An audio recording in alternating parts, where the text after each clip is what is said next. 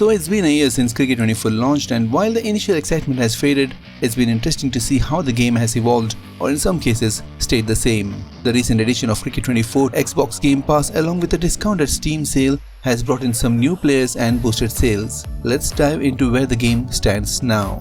When Cricket 24 first came out, fielding was touted as a big upgrade over Cricket 22. However, as the patches rolled out, things started to get messy. In my 6-month review, I mentioned how fielders often ran strange lines to the ball and sometimes just stood around aimlessly. While some of those issues still linger, the latest patch has brought some noticeable improvements. Fielders now pick up and release the ball much quicker, making running between the wickets feel more urgent and realistic. That said, there are still moments where fielders make baffling decisions or seem lethargic, and the fact that catches at first slip are still practically impossible makes it feel like a key part of cricket is missing. Overall, while there's been some progress, there's still room for improvement here. Batting has also seen some minor improvements over the past few months. A few short animations now look smoother, which adds a bit more polish to the gameplay. However, certain issues like bats clipping through the ground during shots persist, making the game feel dated at times. Batting style 6 and 7 continue to be the standard options, but the inability to assign these to licensed players is still a major letdown. I understand that Big End might have restrictions around editing player faces, but it would make a world of difference if you could at least customize their batting and bowling styles. As it stands, many players end up with generic styles, which makes the gameplay feel repetitive. Bowling remains one of the game's strongest aspects. If there is one thing Big End consistently gets right, it's the depth and variety in their bowling mechanics. Using Pro Controls gives you the ability to manipulate seam, swing and other factors, adding layers of complexity that cricket fans appreciate.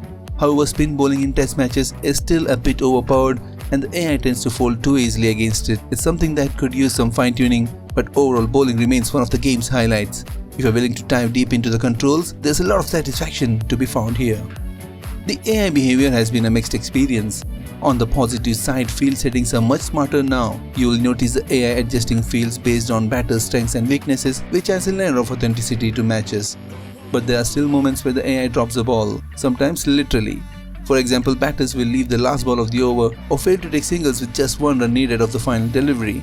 These little issues make the gameplay feel amateurish at times.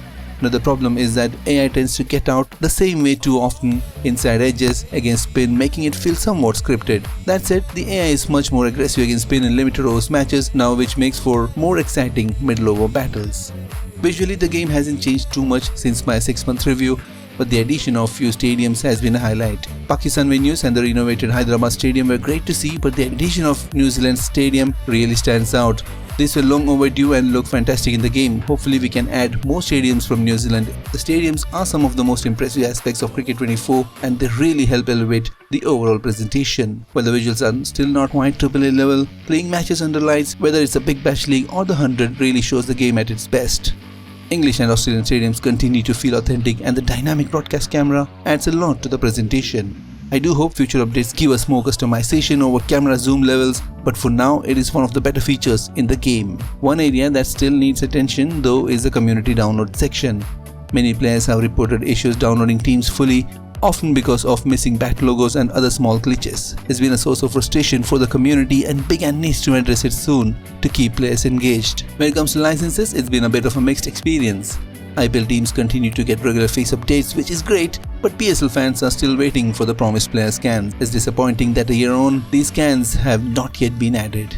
The long-awaited Pro Team feature is still missing as well. This mode had the potential to give the game some much needed replayability, and many fans were looking forward to it. Hopefully Big End delivers on this soon, as it could really inject new life into the game. It's clear that the community interest in Cricket 24 has dipped compared to when it first launched. However, the addition of game to Xbox Game Pass and the recent sale have brought in new players, which is encouraging. With no news yet on a new version of the game, there's still hope that Big End can continue to refine Cricket 24 with updates. Overall, the game has made small improvements since my 6-month review.